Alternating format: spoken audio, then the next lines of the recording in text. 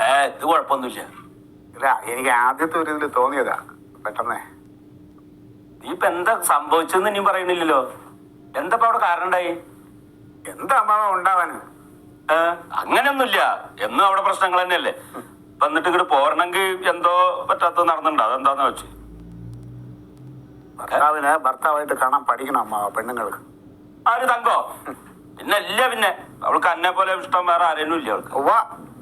ഉണ്ടായിരുന്ന അമ്മാവ, ഒരു സമയത്തുണ്ടായിരുന്ന അവൾക്ക് എന്നോട്. പക്ഷെ ഇപ്പൊ ഇല്ല. അതിന് കാരണക്കാരൻ വേറെ ആരുമല്ല, അവള് ആങ്ങളെ ഉണ്ടല്ലോ അവൻ. അലവലാതി. നീ അങ്ങനെയൊന്നും പറയല്ല. അവര് ജനിച്ച മുതലേ അങ്ങനെ ഒരുമിച്ച് വളർന്നവരല്ലേ. ലോകത്ത് വേറെ ആർക്കും ഇല്ലല്ലോ ആങ്ങളെ പെങ്ങളെ ഒന്നും. ഇന്നിപ്പോ എന്താ ഉണ്ടായി അത് പറ. അമ്മാവ ഒന്നുമില്ല, ചെറിയ കാര്യം, നിസ്സാരമായിട്ട് തീർക്കാവുന്ന കാര്യമാണ്. എന്നാ പിന്നെ തീർത്തുവിടാന്നില്ല, എങ്കിലും കട്ടി കുത്തി എഴുതണോ? അല്ലേ, അതിനെ കുത്തി പൊക്കി അതിന്റെ കാര്യങ്ങൾ ഞാൻ പറഞ്ഞുതരാം. തക്കളി മോളുടെ ഫീസ് 1 മാസത്തെ പെൻഡിങ് ആയി. അപ്പൊ ഞാന് അടയ്ക്കാൻ വേണ്ടിയിട്ടുള്ള തയ്യാറെടുപ്പില് മതി. ഒരു രക്ഷയില്ല മോനെ, എന്റെ അടുത്ത് ഒരു പൈസ ഇല്ല. അതിനാണെങ്കിൽ നീ വന്നിട്ട് ഒരു കാര്യമില്ല. അല്ല മാമ, പൈസയൊക്കെ ഉണ്ട്. അതെനിക്ക് 2-3 ദിവസം കൂടെ കഴിഞ്ഞേ വരുള്ളൂ എന്റെ പൈസ. അതും പറ്റില്ല. ഞാൻ പറഞ്ഞാൽ എന്റെ അടുത്ത് ഉണ്ടാവില്ല. എന്റെ അമ്മാവ, ഞാൻ അമ്മാവൻ രാധനല്ല വന്നത്.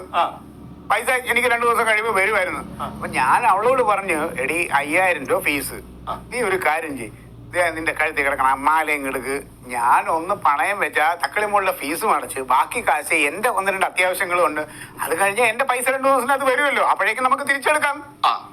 അപ്പൊ അവൾ ഈ എടുത്തടിച്ച പോലെ എന്റെ മുഖത്ത് നോക്കിയിട്ട് പറയാണ്, ഈ മാല വേണമെന്നുണ്ടെങ്കിൽ എന്റെ ആങ്ങളെ കനകം സമ്മതിക്കണമെന്ന്.